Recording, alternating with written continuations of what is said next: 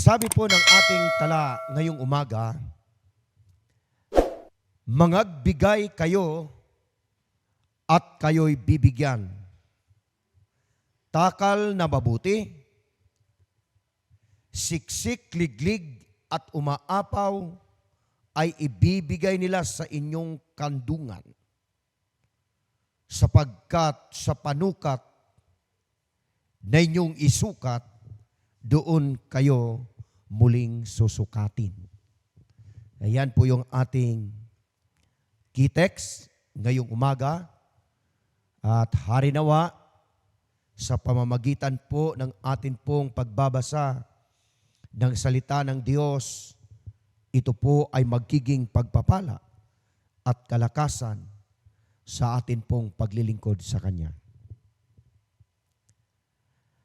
Ang pamagat ng atin pong pag-aralan ngayong umaga, mga kapatid, ay ang sukatan o measurement. Kung atin pong mapapansin ang salitang sukatan o panukat, ito po ay nakabatay sa isang bagay na ito ay maaari mong tinitingnan ang lamang at kung ano yung hindi lamang.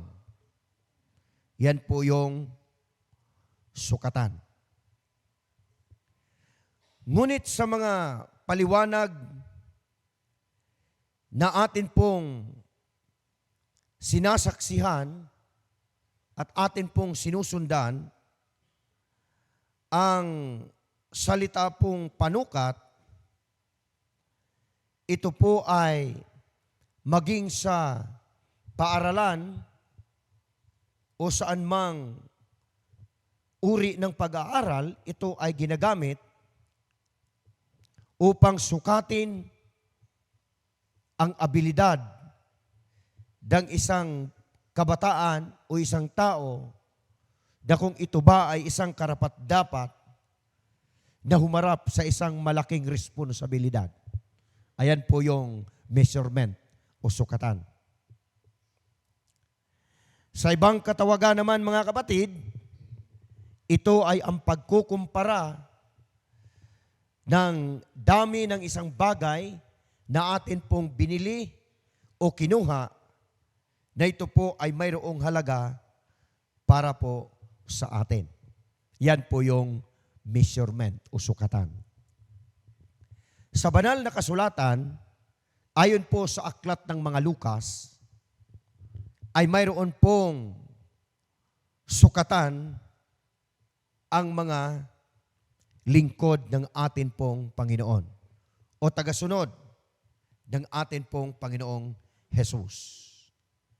Ang sabi po ng tala, mga minamahal na mga kapatid, atin pong unawaing mabuti na sa pagbibigay ay doon tayo sinusukat kung gaano karami ang ating ibigay sa Diyos o sa ating kapwa.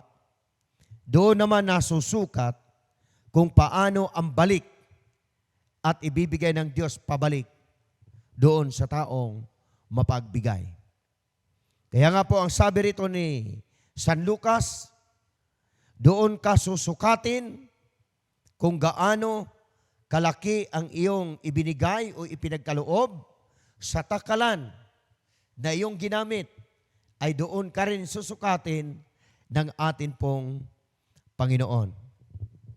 Ang measurement o panukat o sukatan, ito po ay napakahalaking halaga, lalo tigit sa atin pong buhay. Dito po sa isang pangyayari na mayroon pong isang pamilya na 8 ang kanilang anak. Ito pong bunsong anak ay bumili ng isang napakagandang pantalon. Mahal ang halaga. Ngunit nung kanyang isukat ito, kapatid, masyadong mahaba sa kanya. Hindi naging sakto. sa kanyang pagsukat sa kanyang biniling pantalon. Pagdating niya sa kanilang tahanan, doon po sa 7 niyang kapatid, dahil sa'y bunso, ay ipinagbili niya sa kanyang ate. Ate, putulan mo yung pantalon ko na ito ay magkasya sa aking panukat at kung gaano kahaba. Sapagkat mayroon akong gagawin. Umalis siya kapatid, at bago siya umalis, pumunta naman siya doon sa isang kapatid. Sa pangalawa, sabi niya, ate, hindi kasya sa akin yung pantalon na aking binili, ay putulan mo ng kasya at tamang-tama sa akin, sapagkat ako'y aalis. Bago siya umalis, kapatid, ang lahat ng kanyang 7 kapatid ay kanyang pinagbilinan na putulan ang pantalon na kanyang binili.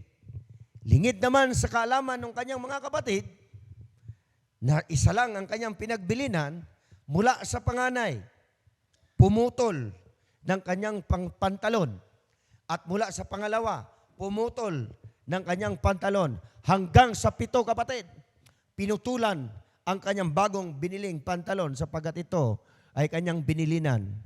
Ang natira sa kanyang pantalon, kapatid, hindi na pantalon, sobrang ikli na. Dahil wala siyang tiwala sa kanya mismong sarili kung ano ang kanyang kalagayan. Kung ano ang iyong abilidad, doon ka susukatin ng Diyos. Sapagkat alam ng Diyos kung ano ang ating kapasidad, ano ang ating value sa Kanya. Sa banal na kasulatan, mayroon pong 2 magkapatid. Ito po ay kambal.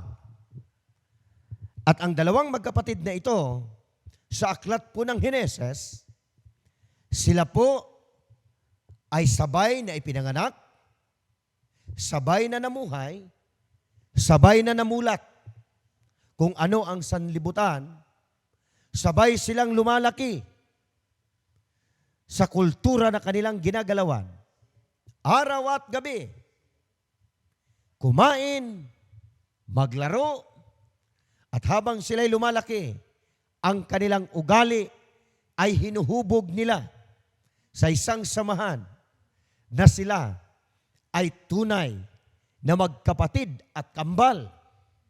At sa kanilang paglaki, kapatid, nahubog nila ang kanilang magandang relasyon. Pero ito na ating pong susundan. Sapagkat ang 2 kambal na ito, ang 2 magkapatid na ito, sa kanila pong pagbibinata, ang isa, yung bunso, ay mahilig siyang tumingin kung anong mayroon ang kanyang panganay na kapatid. Sa atin pong paniniwala,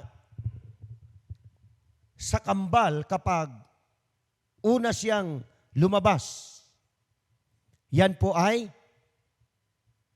panganay o bunso. Tapos yung nagkakalong sa kanya, yun ang sumunod o bunso sa kanya. Dito, mapapansin natin sa aklat ng Heneses, sabay silang lumaki. Ang kanilang relasyon ay nahubog doon sa relasyon na pagkakilala nila sa kanilang Diyos sa langit.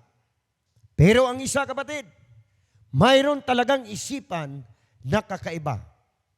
Kanyang tinitingnan ang abilidad ng kanyang isang kapatid kung saan ito hahantong.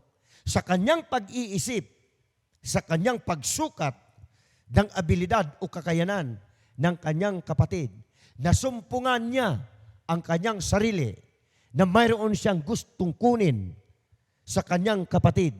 Walang iba kundi yung pagkapanganay ng kanyang kapatid na ito. Isipin natin mabuti ha.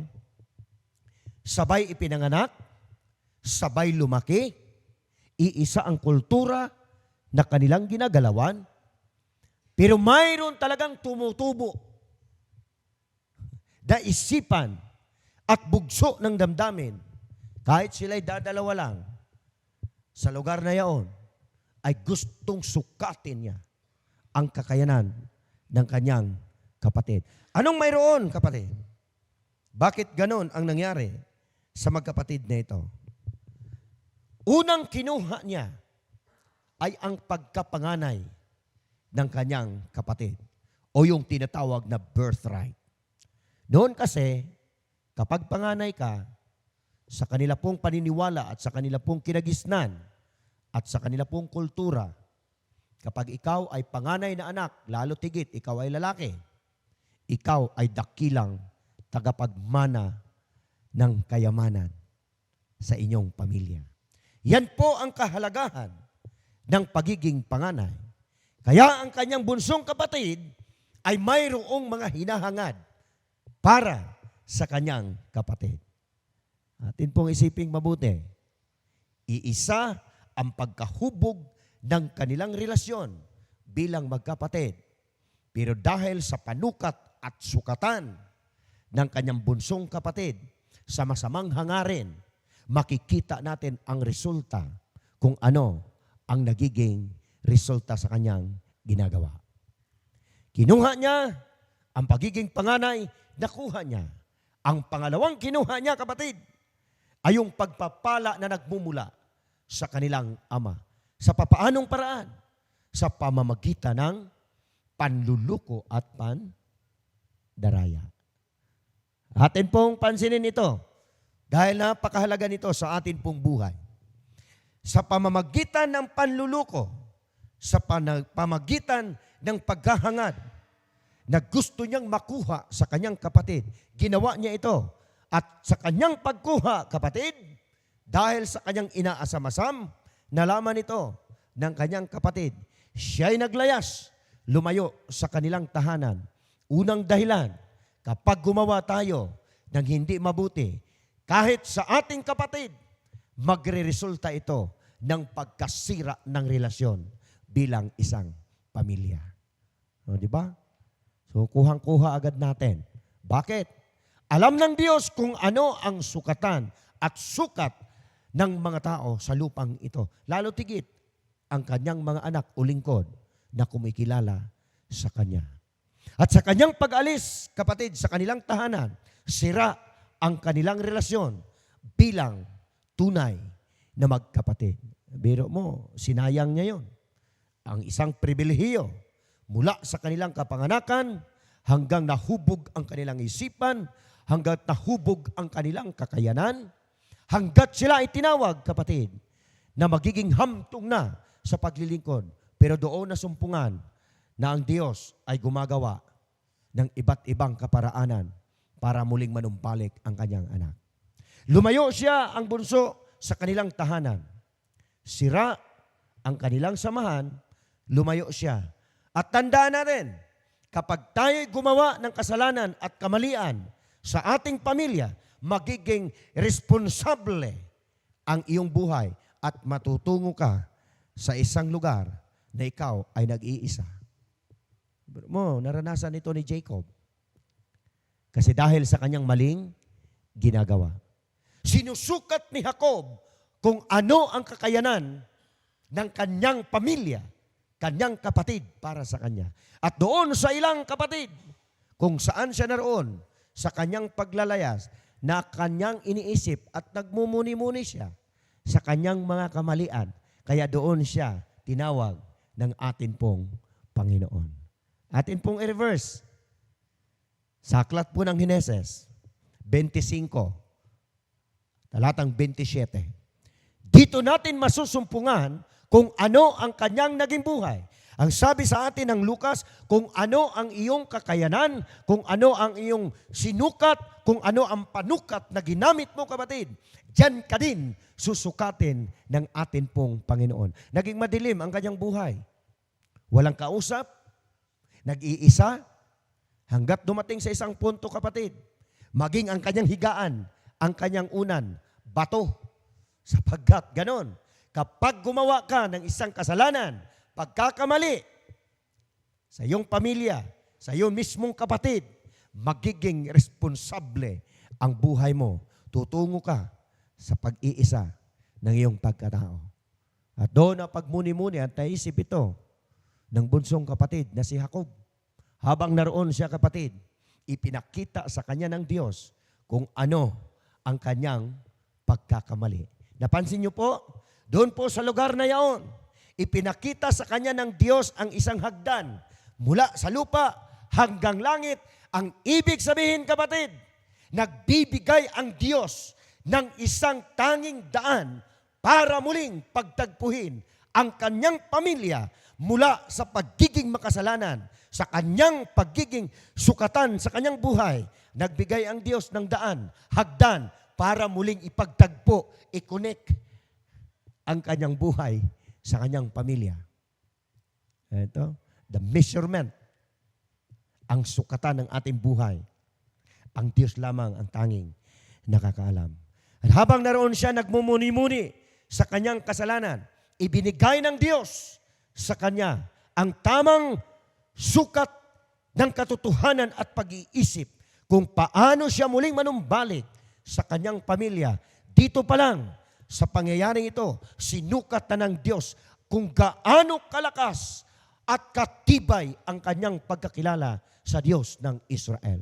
Napansin niyo po, yung siya ay nakipagbuno doon sa bundok na yaon. Nakipag-wrestling siya sa isang anghel. Ano po ibig sabihin? Sinukat ng Diyos ang kanyang lakas. Sinukat ng Diyos kung ano talaga ang kanyang tunay na pagkatao. Biro mo, pinilayan na siya dito. Tinatyakan ba siya o ano ba siya? Pinilayan siya ng anghel. Pero hindi siya tumigil.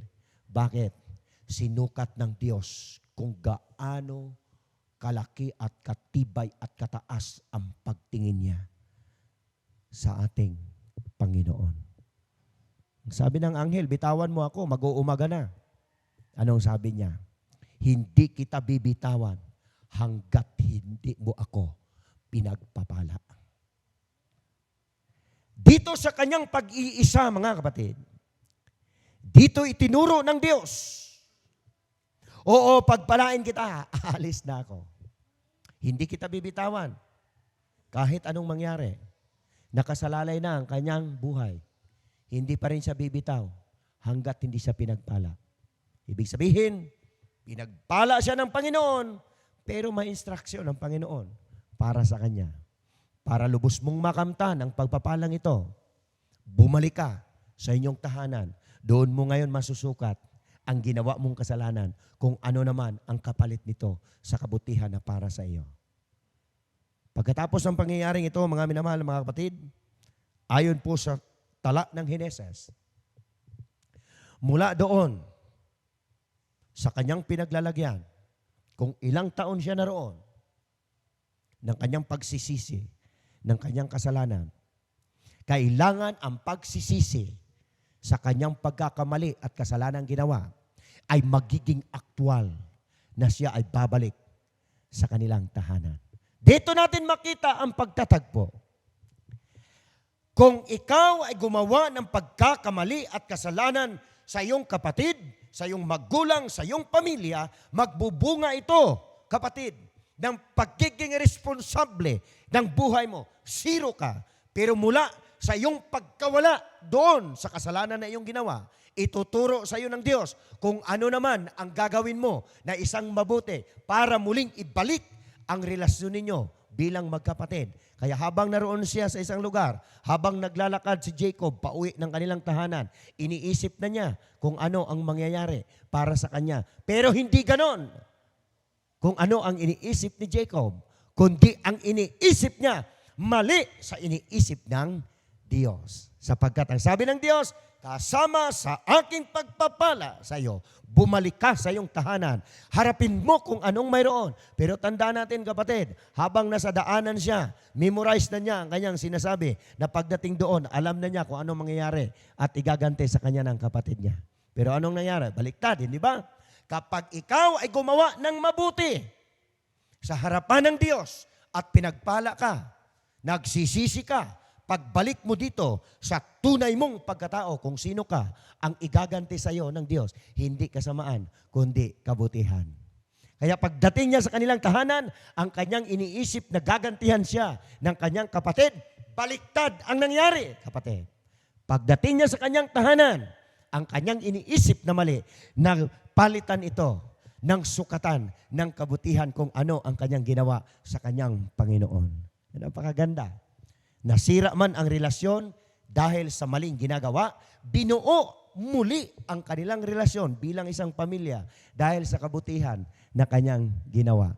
Ang Diyos tumitingin kung ano ang nasa puso natin at kung ano ang nagiging takbo ng ating buhay. Yan, sabi po niya rito sa aklat ng Lucas, kung ano ang sukatan na iyong ibinigay, kung ano ang iyong ibinigay para sa kapwa mo, kung anong bagay man yan na nakakabuti, doon ka din susukatin ng Diyos kung ano ang iyong kabutihan na ibabalik mo para sa iyo. O, di ba napakaganda mga kapatid? Sa umagang ito, atin pong isiping mabuti na ang pagkakamali ng isa kapatid, magbubunga ng kasamaan. Pero ang kabutihan naman, magbubunga din naman ng kabutihan para muling ipagtagpo ang dalawang magkapatid na ito. O, niyakap siya, pinatawad siya, at doon nabuo muli ang kanilang pamilya. At mula roon, sa pangalang Jacob, pinalitan ng Panginoon ang kanyang pangalan. Mula sa pagiging mandaraya at mandarambong at manluloko, papalitan ang iyong pangalan bilang anak ng Diyos. Tatawagin kang Israel. Mga minamahal, mga kaibigan at mga kapatid, tayo po ay narito sa sanglibutang ito. Ibinigay na ang lahat para sa atin. Sinukat na tayo ng Diyos kung ano ang ating abilidad, ang ating kakayanan sa buhay, kung ano ang ating kakayanan bilang sa ministeryong ito. Ating ilagak sa Panginoon ang ating buhay sa paglilingkod, sapagkat ibabalik ng Diyos ang ganti ng isang pagpapala, na isang kabutihan para naman sa pag-angkin natin ng kaharian ng langit. So, sumagang ito, atin pong isipin, atin pong isapuso, na sa bawat pagsamba natin, sa bawat pag-aaral natin ng banal na kasulatan, ito po ay nasa sukatan ng atin pong Panginoon. The measurement of our faith and our life, nakasalalay tayo sa ating tagapagligtas. Ito po ang ating dalangin sa pangalan ng ating Panginoong Hesus.